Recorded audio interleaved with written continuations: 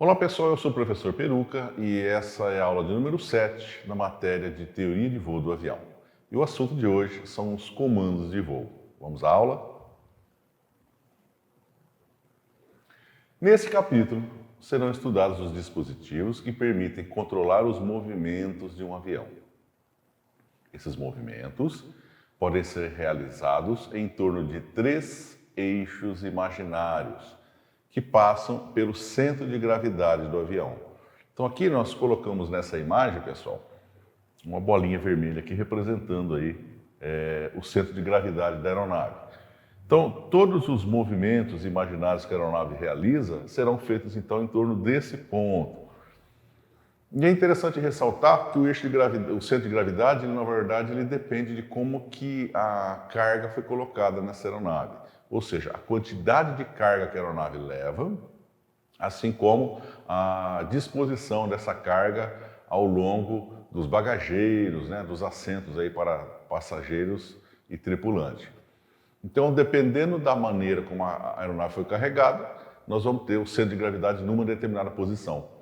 Além disso, esse centro de gravidade ele pode mudar de posição durante o voo porque existe o consumo de combustível. A aeronave vai se tornando cada vez mais leve conforme as horas passam transcorridas do voo.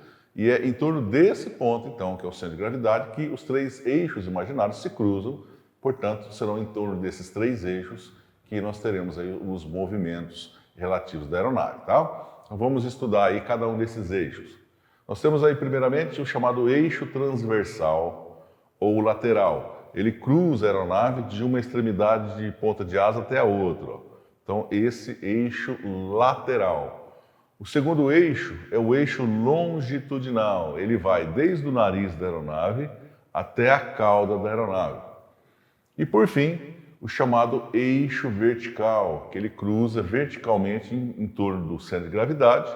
Portanto, fica estabelecido que em torno desses 3 eixos imaginários é que os movimentos, que as superfícies de controle, de comando, proporcionarão aí durante o voo. Nota que o centro de gravidade é o ponto imaginário onde está aplicado a força peso. Então, o peso do avião, essa força, está aplicada no centro de gravidade. O movimento em torno do eixo transversal, ele chama-se arfagem ou tangagem, que subdivide-se em movimentos nós temos aqui, o ato de cabrar.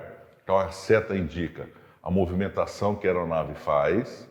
Então esse ato de erguer o nariz, a gente diz que a aeronave está sendo cabrada, Então cabrar é movimentar o nariz para cima.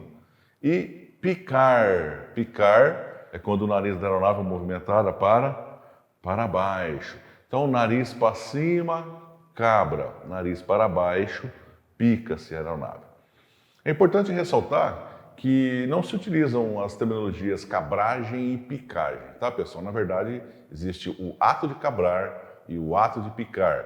O movimento, necessariamente, ele é chamado de arfagem ou tangagem.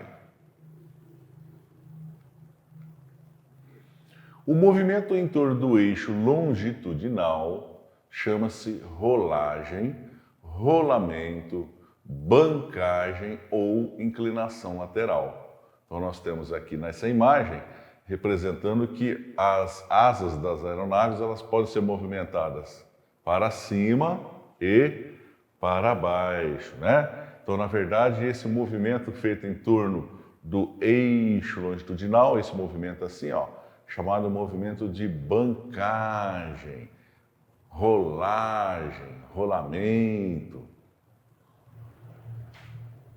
O movimento em torno do eixo vertical chama-se guinada.